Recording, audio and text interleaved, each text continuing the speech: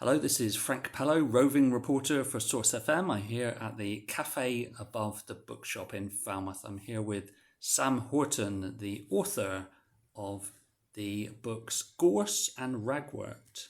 Sam, how are you? I'm great, thank you. Yeah, really delighted to be here on such a beautiful, chilly night.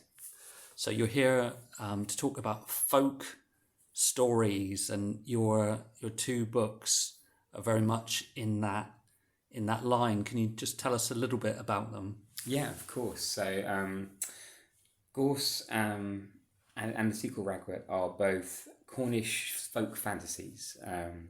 They're historical books set in the late 1700s, and they are set on a lightly fictionalised part of the North Cornish moors. And so the key part of the book is that in this world, Cornish folklore is very much real and tangible and dangerous. And it is a story about the people that deal with those worlds and the family dynamics between them, and the tension between folk belief and Christian religion. So is it the folk element or the Cornishness of the tale that initially drew you into writing this? I think for me it was the landscape. So I live very close to the moor. It's something I can see every day, and it's something that I walk on almost every day with a dog or alone. And I think what connected me to that landscape was just how alive and unique it felt. And so the first thing I really knew about writing these books, what I wanted to write, was about the moor, and everything else kind of flowed out of that. And like you always do when you're writing a book, you start to research things, and the biggest thread that came out of that research was folklore and folk stories and folk tales. And so that became very early on embedded into that landscape and the story that I wanted to tell. I understand you weren't really an author before you wrote the first book, and I wonder how, having written a book and been successful, coming to the second book, how was it different? Yeah, it was an interesting one. It was a big challenge. I think so often in life, that classic thing of the more you know, the harder things can get. And there's a lot of things I didn't know writing Gorse, which in hindsight made it a lot easier.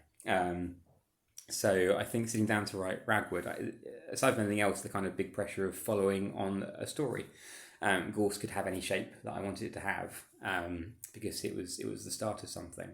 And then with Ragwort, I had a world that I created and people that I'd populated it with, and characters who I now knew so well that they wouldn't let me do a bunch of stuff because it just wouldn't work. So I think playing in a world which had rules was a big change with Ragwort, and one that I really enjoyed, but definitely presented challenges. And is that a world that you're likely to go back to again? I'd like to one day. Yeah, I'm not sure how soon I'll go back, but it will always be there. And I think there are elements of the world that I'm hoping will raise their heads in other projects and other worlds. So I think whilst we might not go straight back to the moor for the next book, it's always going to be something that's present in the writing. But you are committed to writing. This isn't something, an itch that you've scratched and now you're moving on to one of your many other creative endeavours? No, quite the opposite. It's paid quite a lot of the other endeavours. One of the nicest things about finding writing was how right it felt, and how much closer I could get with text and words than I'd ever got with pen or pencil and creating visual images. And it's hugely addictive. So I'll keep writing as long as people keep reading it, I think. And probably if they don't, but I'd like them to keep reading if they would. And your publisher, what sort of direction and encouragement are they giving you for where to go next? Solaris are really supportive. They're a wonderful publisher based in Oxford, and from the second they took on Gorse, they've been a champion for the work and the writing I do, and the books that they're reading at the moment I'm hoping they like, but they've been incredibly encouraging throughout, and I was excited to bring them a new project because especially my editor Amy, I know will help me transform it into something I can't envision at the moment, but I know will be great. Wonderful.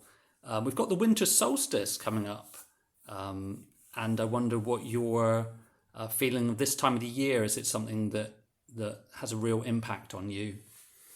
Yeah, I think, living in Cornwall, you are much more connected, I think, to the landscape and to the natural world and to these kind of seasonal changes. And it is important to me. I think, I'm not sure how I'll mark it yet. It might just be going outside and looking up at the stars, if the weather lets me. But I think it's really important to stop and kind of pause at these turning points of a year, and take stock and reflect. And I think especially at the winter solstice, when you have the year behind you and the year ahead, it's a really beautiful moment to kind of stop and take stock, I think, of what's happened. What sort of reactions have you had from people? Are you now seen as some sort of encyclopedia of Cornish folk knowledge, or somebody maybe that people come and tell you about their experiences or their thoughts about Cornish folk? Yeah, more the latter than the former. I mean, possibly people have asked me some opinions, and I will do my best. But I always think with things like folklore, I'm always very conscious of all the things I don't know, so I'm always a bit cautious about doing that. But certainly, people have brought me a huge number of stories which I've really loved hearing, from all across, not just Cornwall but the country, and that's been really lovely. I think one of the nicest things I've heard for both books is readers who have come to tell me that this isn't the sort of thing they would normally read, but they really enjoyed it. And obviously, on a personal level, that's lovely, and I'm really pleased that they found my books something they enjoyed. But it also gives me an opportunity to say to them, well, it's a good sign to try and keep reading things you might not like, because the worst that happens is you have to put it down again. But I think there's a whole host of books that people don't consider for whatever reason that they're missing out on. So that's been nice. Would you like to take this opportunity? I'll put you on the spot to say one book that maybe people should go out of their way, if it's not yours, to read. Yeah, okay. Well, I tell you what I'll tell you is that if you enjoyed Gorse and you aren't sure you'd enjoy another book in that style, I would highly recommend Meet Me at the Surface by Jodie Matthews, which is similar in that it is set on the same patch of moor as Gorse, but that story takes place much more recently than Gorse does. But it's an incredible magical book of folklore and darkness and magic. Well, thank you very much for speaking to us today, and best of luck with your future writings. This is Frank Pello signing off, back to the studio and Source FM.